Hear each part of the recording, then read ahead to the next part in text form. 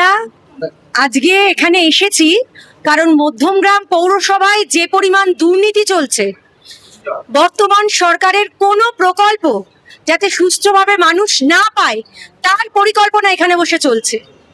কোনো প্রকল্পের সুবিধা মানুষ যাতে না পায়, সমস্ত রকমভাবে মানুষকে হেনস্থা করা হচ্ছে। আজ যে আপনি আমাদের এই অমৃত ভারত প্রকল্পে যে মেয়েগুলো কাজ করেছে, 10 মাস হয়ে গেছে, মেয়েগুলো এখনো কেউ টাকা পায়নি।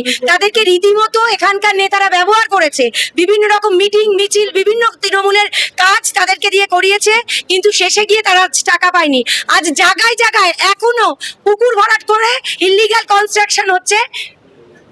যে চেয়ারম্যান সেটা কি কিছুই জানে না। চেয়ারম্যানকে যখন ভাইস চেয়ারম্যানের বিভিন্ন রকম দুর্নীতি নিয়ে প্রশ্ন করা হচ্ছে, তখন তিনি বলছে এটা পৌরসভার বিষয় নয়, আমি সেসব সম্বন্ধে জানি না। বিভিন্ন রকম জায়গায় কত রকমের দুর্নীতির কথা বলবো। যে আজ আয়ুষ্মান ভারতের যে ফর্মগুলো এসেছে, সেই ফর্মগুলো পর্যন্ত আশাকর্মীরা যাতে সঠিকভাবে ডিস্ট্রিবিউশন না করে, তার জন্য এখানকার হেলথের মেয়েদের দিয়ে, হেলথের অফিসারদের দিয়ে, যে অফিসারের আন্ডারে যে মেয়েদেররা রয়েছে তাদেরকে দিয়ে আশাকর্মীদেরকে থ্রেট দেওয়া হচ্ছে যে যাতে আশাকর্মীদের কোনো রকম ভাবে বিজেপির কর্মীরা সাহায্য না করে, যাতে তারা মানুষকে এটা বোঝাতে পারে যে বিজেপি সরকার কোনো প্রকল্প সাধারণ মানুষের জন্য সঠিকভাবে করতে চায় না। সম্পূর্ণরূপে ভুল বার্তা দেওয়ার জন্য তারা আজ পৌরসভায় বসে রয়েছে, পৌরসভায় রয়েছে। তার সত্ত্বেও দুর্নীতিগ্রস্ত কাউন্সিলররা রেগুলার আসছে, এসে সন্ধ্যের পরে পৌরসভাটাকে পার্টি অফিসে পরিণত করছে।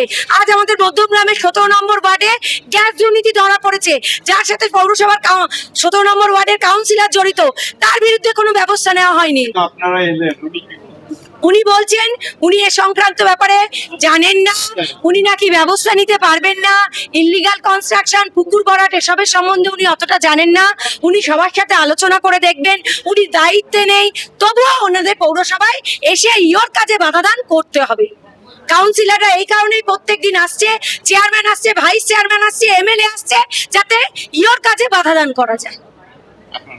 আমার নাম ইন্দিরা শাহ দেবনাথ, আমি একজন স্কুল শিক্ষিকা।